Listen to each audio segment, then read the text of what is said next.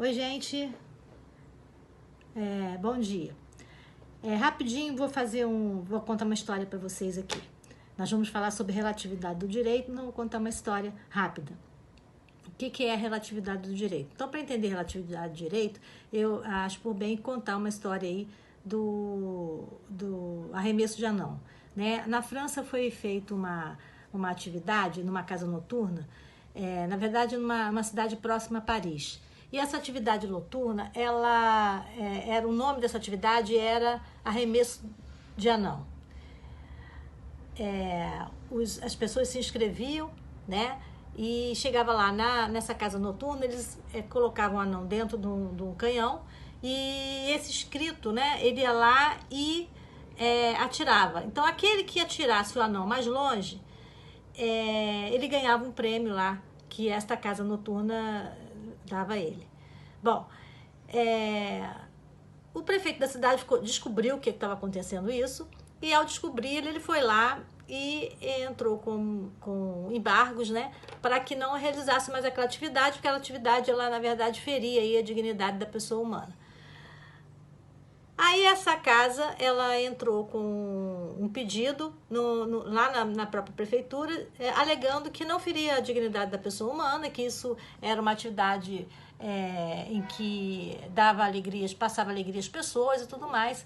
Então, ela e seu litisconsorte, que era o anão, né, pediram aí para ser reconsiderada aquele embargo. Aí o setor lá, um outro setor dessa prefeitura, concedeu, né, a liminar, ou seja, de que eles poderiam continuar com essa atividade. Aí houve um recurso, esse recurso foi para uma instância maior, que era a instância de uma Câmara, né, da França lá. E essa Câmara, ela disse o seguinte, que era um conselho de Estado francês, né?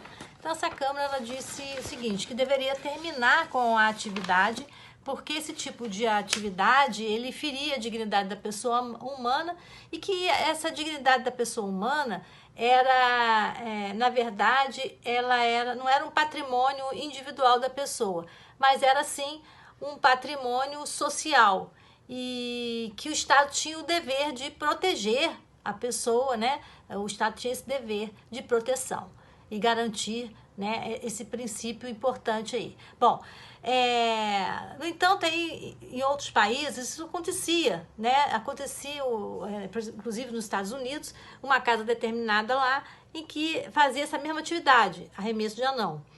E num determinado momento houve também problemas lá nesse sentido e esse anão foi chamado em juízo. E esse anão, ser chamado em juízo, ele foi interrogado, porque, na verdade, como ele não se sentia